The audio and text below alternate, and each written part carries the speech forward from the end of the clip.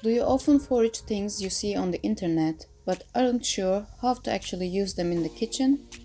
Well, I'm here today to share recipes that integrate foraged ingredients with Turkish cuisine, as well as some simple global recipes.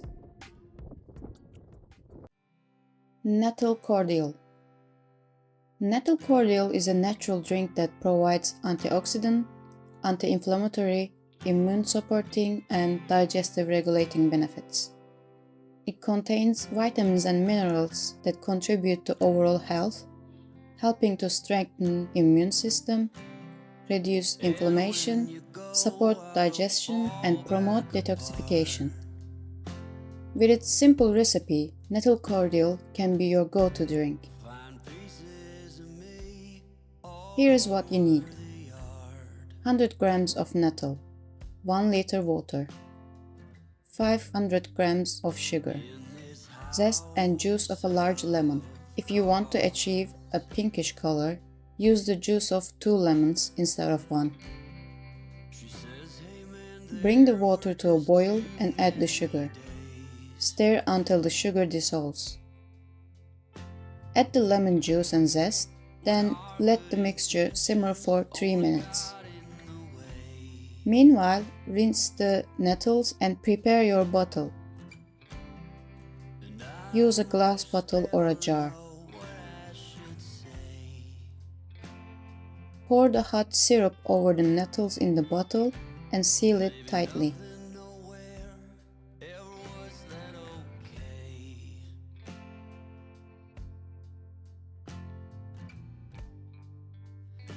Let it rest in a dark, cool place for at least 2 to 4 days before straining.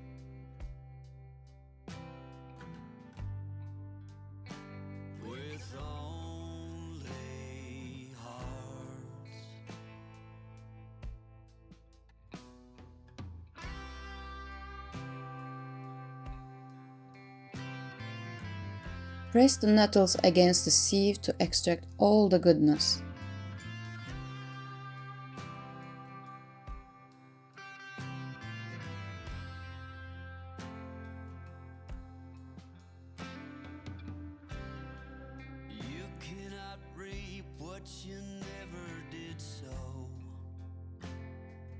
Ooh.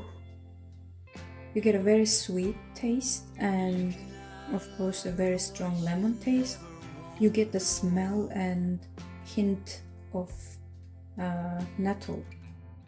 The best way to enjoy cordial is by mixing 1 part cordial with 2 parts water, mineral water or soda. You can adjust the ratio to suit your preferred sweetness. Refrigerate the cordial after straining. You can also freeze it into ice cubes for refreshing drinks on hot summer days.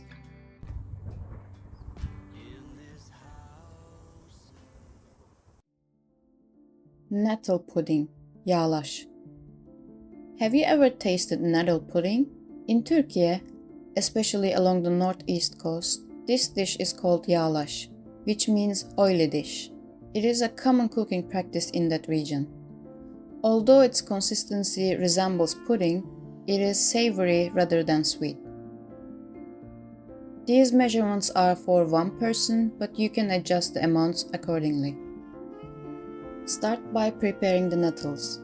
Rinse the fresh nettles well. Place them in a pot with just enough water to cover them lightly. Don't use too much water, as you will use some of the boiling water later. Add half a teaspoon of salt. Simmer the nettles for about 5 minutes, then strain them. You can transfer the nettles back to your cooking pot. Since the amount is small, I used a separate smaller cup for the next steps. Using a blender, slowly add the nettle cooking water to nettles while blending until you achieve a smooth, creamy texture. Return the blended nettle mixture to the pot, turn on low heat. Add 1 tablespoon of flour and stir constantly to get a smooth consistency. If the mixture is too runny, add more flour gradually until you reach a desired thickness. In a pan over low heat, melt 1 teaspoon of butter and add 2 teaspoons of vegetable oil. Cook the garlic first, then add the fresh mint leaves. Be careful not to burn or fry them. You want to gently infuse the flavors. Add the garlic mint sauce to the pudding and mix well.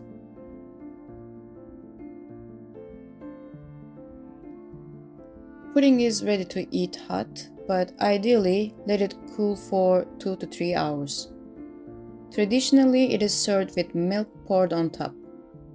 This savory nettle pudding offers a unique taste of Turkish culinary tradition, combining fresh herbs and simple ingredients into a comforting dish that takes me back to my childhood. Contrary to the common global perception of Turkish cuisine as heavily centered on dairy products, Turkey boasts a rich variety of plant-based dishes, especially in the Aegean and Black Sea regions.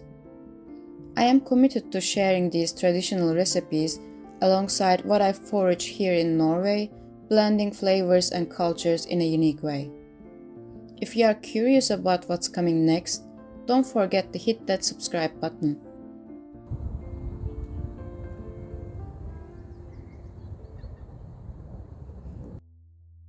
Dandelion Lokum.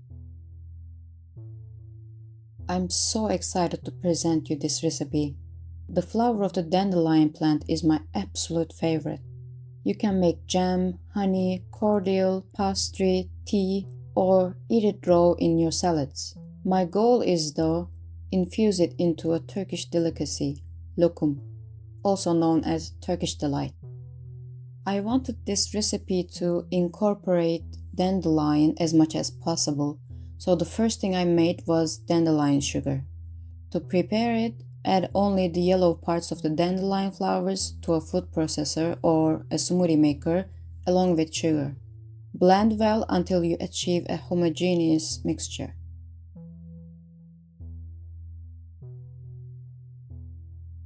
Dandelion water, 300 ml of water and 2 handfuls of dandelion flowers. From this mixture we will obtain 200 ml water. Prepare the dandelion water by cooking the flowers for 10 minutes. Let it cool to room temperature. The third step is to make the syrup. In a pot, combine 400 grams of sugar, 2 tablespoons of dandelion sugar, 1 tablespoon of lemon juice, and 150 ml of water. Stir until the sugar dissolves, then let it simmer until the syrup reaches 115 degrees Celsius. This should take about 15 minutes.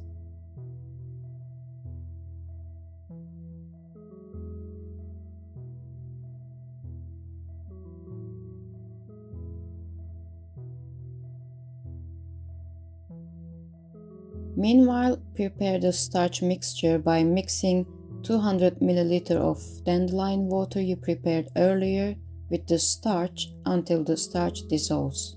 You can use any kind of starch, but I used cornstarch. Slowly add this mixture to the syrup while stirring constantly.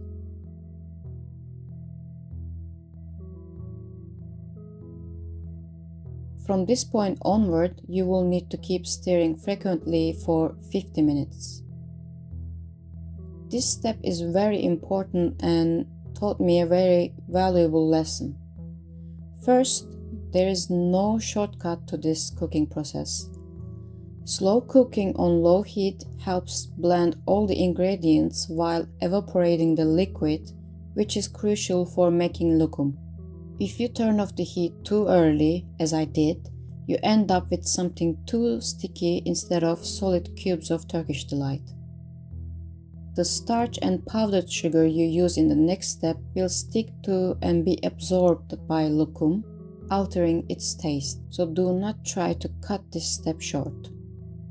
The second important point, which I learned after taking the lokum off the stove too early, is not to put the lokum in the refrigerator. I did this hoping the fridge would make it stiffer, but it only made things worse. I found the juice I hadn't managed to cook off gathered at the bottom of the container. The fridge causes the coating to draw liquid out of lokum, which doesn't solve the problem. Under no circumstances should you refrigerate lokum. If you made the same mistake I did, don't worry, you can still salvage it. Put the lokum back into a pot and prepare a new starch mixture. Then repeat the cooking process until you achieve a thick consistency. When you stir it with a spatula, large chunks of lokum should clump around the spatula, slipping down very slowly or not moving at all. Also, when you move the lokum around in the pot, you should be able to see the bottom of the pot clearly as the lokum sticks together in chunks. If you are still unsure about the consistency, you can perform a water test. Take a small piece of lokum and put it in cold water. If it floats, you are done. If it submerges or sinks, continue cooking. Once cooking is complete, transfer the lokum to a large container. I used a piece of parchment paper on the bottom for easy removal.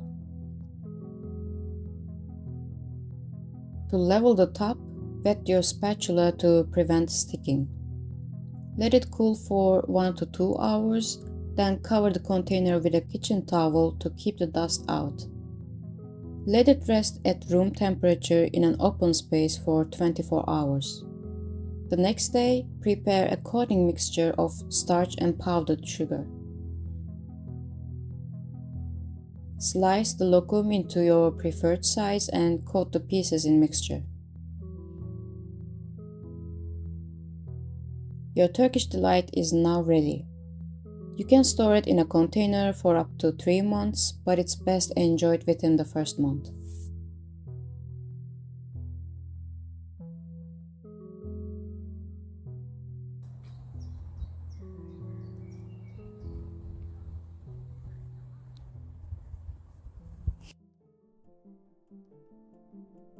Omelette, a simple yet globally loved breakfast. Let's enrich this recipe further with plants we forage.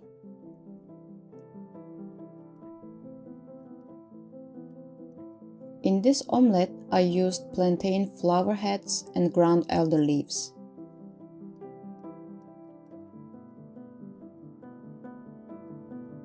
On the side, I prepared a salad with blueberry leaves, young narrow leaf plantain leaves,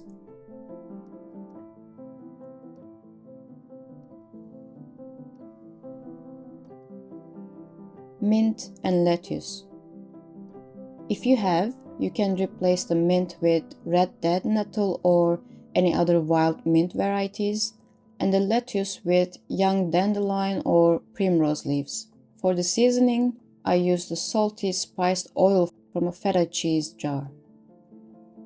I also added red cabbage pickle that I made previously. It is so crunchy and delicious that I often use it as a side dish for dinner. This pickle can be the ultimate garnish for the famous Turkish street food kumpir, which I will show you at the end of this video. The liquid from the pickle can also be used as a seasoning in salads. While we are on the topic, let me share the recipe with you.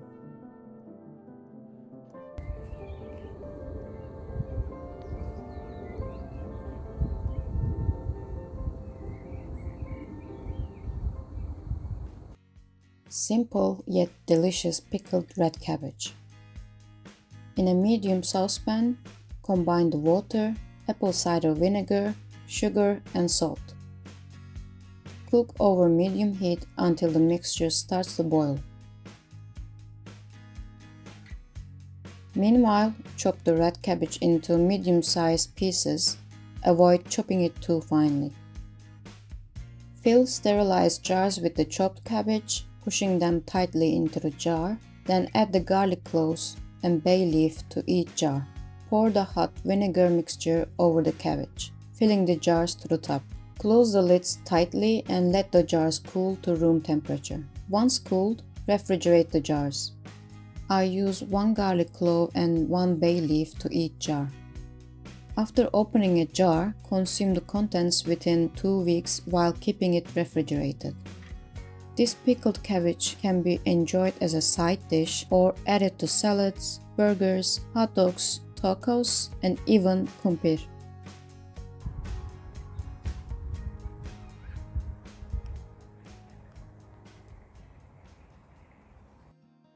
Kumpir, Turkish stuffed baked potatoes.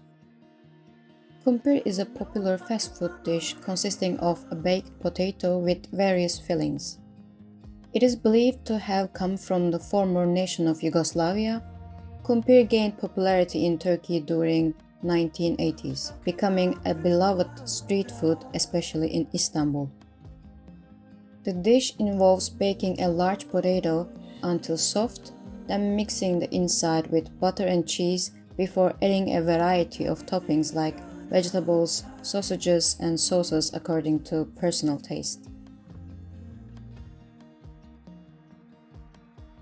Although Ortaköy in Istanbul is a vibrant attraction famous for its kumpir and the view across the Bosphorus, you can find kumpir anywhere in Turkey.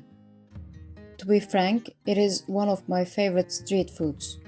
But since it's far away from me at the moment and likely from you as well, let's bake this filling potato dish at home. You need a baking size potato. Wash it thoroughly using a cloth or a new sponge. Then dry it well. Using a fork, prick holes all over the potato to allow steam to escape and ensure even baking. If you want to eat the skin, you can spray some oil and sprinkle salt on it. This step also helps create a tough outer shell, which will serve as a sturdy container when serving the kumpir. Bake the potato at 200 degrees Celsius in the oven or air fryer for at least 1 hour until it is fully cooked and soft inside.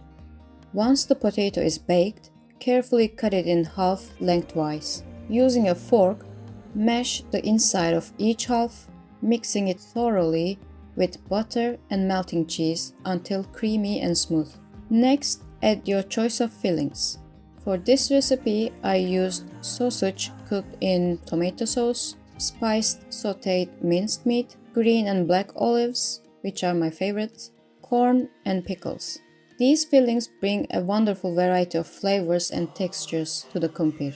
Finally, top your kumpir with common condiments such as mayonnaise and ketchup, which complement the savory fillings perfectly. There are many more options when it comes to fillings, and everyone has their favorites. Consider each potato for one person. It is so filling, I can assure you, you might struggle finishing one potato. Afiyet olsun.